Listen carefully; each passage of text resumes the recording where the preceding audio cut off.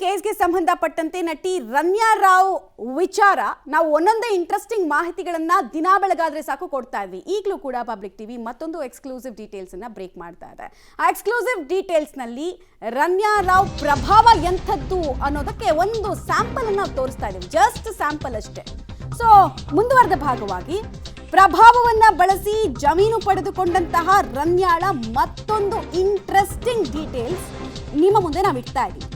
Zero balance ಇದ್ದ ಅಕೌಂಟ್ನಲ್ಲಿ ಇದ್ದಕ್ಕಿದ್ದ ಹಾಗೆ 10 ಲಕ್ಷ ಹಣ ಜಮೆ ಆದಂತಹ ಸ್ಟೋರಿ ಇದು. 4 ಲಕ್ಷ ಒಂದ್ಸಲ, 1 ಲಕ್ಷ ಹಾಗೂ 5 ಲಕ್ಷದಂತೆ ಒಟ್ಟು 10 ಲಕ್ಷ ಹಣ ಈಕೆಯ ಅಕೌಂಟ್ಗೆ ಸಂದಾಯ ಆಗಿದೆ. ಹಣದ ಮೂಲ ಯಾವುದು ಹಂಗಾದ್ರೆ ನಿಮ್ಮ ನೆಕ್ಸ್ಟ್ ಪ್ರಶ್ನೆ ಅದೇ ಅಲ್ವಾ? ಅದಕ್ಕೂ ಕೂಡ ಉತ್ತರ ಕೊಡ್ತೀವಿ. ಕೋಆಪರೇಟಿವ್ ಬ್ಯಾಂಕ್ ಅಕೌಂಟ್ನಿಂದ 10 ಲಕ್ಷ ರೂಪಾಯಿ ಹಣ ಜಮೆ ಆಗಿದೆ.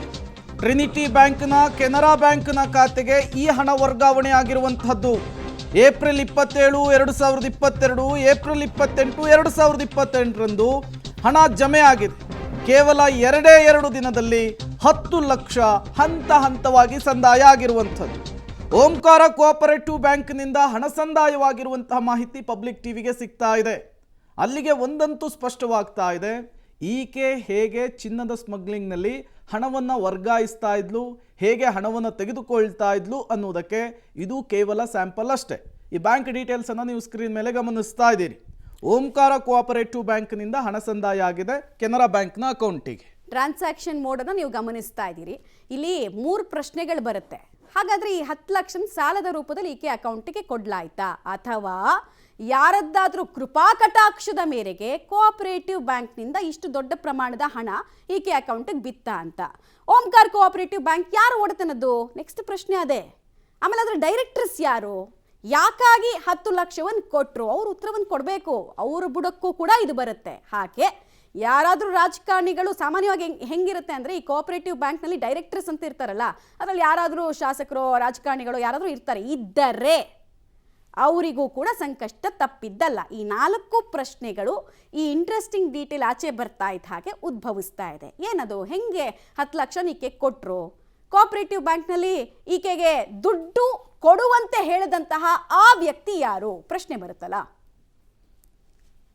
ಡೀಟೇಲ್ಸ್ ಕೊಡ್ತಾರೆ. ನೇರ ಸಂಪರ್ಕದಲ್ಲಿ ಜಾಯ್ನ್ ಆಗ್ತಾ ಇದ್ದಾರೆ ನರಸಿಂಹಮೂರ್ತಿ. ಓಂಕಾರ್ ಕೋಆಪರೇಟಿವ್ ಬ್ಯಾಂಕ್ ಯಾರ ಒಡೆತನದಲ್ಲಿದೆ, ಯಾರ ಮಾಲೀಕರು, ಯಾರಾದರೂ ಡೈರೆಕ್ಟರ್ಸ್ ರಾಜಕಾರಣಕ್ಕೆ ಸಂಬಂಧಪಟ್ಟಂತೆ ಇದ್ದವರ? ಆಮೇಲೆ 10 ಲಕ್ಷನ ಸಾಲದ ರೂಪದಲ್ಲಿ ಈಕೆ ಅಕೌಂಟಿಗೆ ಹಾಕಿದ್ದ ಅಥವಾ ಡೆಪಾಸಿಟ್ ರೂಪದಲ್ಲಿ ಹಾಕಿದ್ದ? ಆ ಥರದ್ದು ಏನಾದರೂ ಇನ್ಫಾರ್ಮೇಷನ್ಸ್ ಈಗ ರಿವೀಲ್ ಆಗಿದೆಯಾ ಅಥವಾ ಇನ್ನಷ್ಟು ನಾವು ವೆಯ್ಟ್ ಮಾಡಬೇಕಾ? ಮಮತಾ, 2022 ಏಪ್ರಿಲ್ 27 ಮತ್ತು 28ನೇ ತಾರೀಕು ಕೇವಲ 2 ದಿನಗಳ ಅಂತರದಲ್ಲಿ ಒಮ್ಮೆಗೆ 4 ಲಕ್ಷ, ಅದಾದ ಬಳಿಕ 1 ಲಕ್ಷ ಮತ್ತು 5 ಲಕ್ಷ, ಹೀಗೆ 10 ಲಕ್ಷ ರನ್ಯಾಳ ಅಕೌಂಟ್ಗೆ ಕ್ರೆಡಿಟ್ ಆಗಿದೆ. ಯಾವ ವಿಚಾರಕ್ಕೆ ಈ ಹಣ ಕ್ರೆಡಿಟ್ ಆಯಿತು ಅಂತೇಳಿ ನೋಡಿದಂತಹ ಸಂದರ್ಭದಲ್ಲಿ ಈಕೆ KIADBಯಿಂದ ಸುಮಾರು 12 ಎಕರೆ ಜಮೀನನ್ನು ಪಡೆದುಕೊಂಡಿದ್ರು. ಯಾವ ಕಾರಣಕ್ಕೋಸ್ಕರ? ಒಂದು ಕಬ್ಬಿಣದ ಕಾರ್ಖಾನೆಯನ್ನು ಮಾಡ್ತೀವಿ, ಅಲ್ಲಿ ಒಂದಷ್ಟು ಉದ್ಯೋಗವನ್ನು ನಿರ್ಮಾಣವನ್ನು ಮಾಡ್ತೀವಿ ಅನ್ನೋ ಮಟ್ಟಿಗೆ ಶಿರಾದಲ್ಲಿ ಜಮೀನನ್ನು ಪಡೆದುಕೊಳ್ಳೋ ಯತ್ನವನ್ನು ಮಾಡಿದ್ರು. ಹೀಗಾಗಿಯೇ ಅದಕ್ಕೆ ಇನಿಷಿಯಲ್ ಅಮೌಂಟ್ ಎನ್ನುವಂತೆ ಈ ಹಣವನ್ನು ತೋರಿಸಿದ್ರು ಅನ್ನೋ ಮಾಹಿತಿಗಳು ಕೂಡ ಲಭ್ಯವಾಗ್ತಿದೆ. ಇಷ್ಟೊಂದು ಪಟಾಪಟ್ ಅಂತೇಳಿ ಈಕೆಯ ಅಕೌಂಟ್ಗೆ ಹಣ ಬಂದಿದ್ದಾದರೂ ಹೇಗೆ ಅಂತೇಳಿ ನೋಡಿದಂತಹ ಸಂದರ್ಭದಲ್ಲಿ ಪ್ರಭಾವಿ ರಾಜಕಾರಣಿಯೊಬ್ಬರ ಇನ್ಫ್ಲೂಯೆನ್ಸ್ ಮೇಲೆ ಈ ಹಣ ವರ್ಗಾವಣೆಯಾಗಿತ್ತು ಅನ್ನೋ ಮಾಹಿತಿಗಳು ಲಭ್ಯವಾಗ್ತಿದೆ.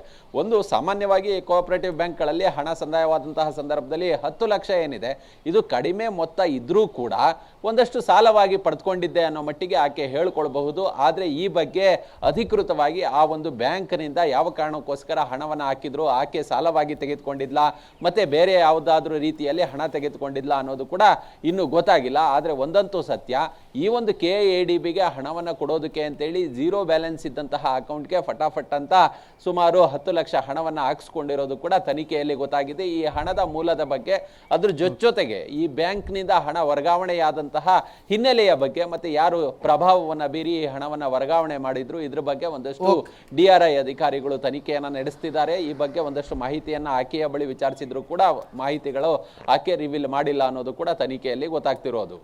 ಓಕೆ ನರಸಿಂಹಮೂರ್ತಿ, ಹಾಗೆ ಸಂಪರ್ಕದಲ್ಲಿರಿ, ಮತ್ತಷ್ಟು ಡೀಟೇಲ್ಸ್ ಅನ್ನು ನಿಮ್ಮಿಂದ ಪಡಿತಾ ಹೋಗ್ತೀವಿ.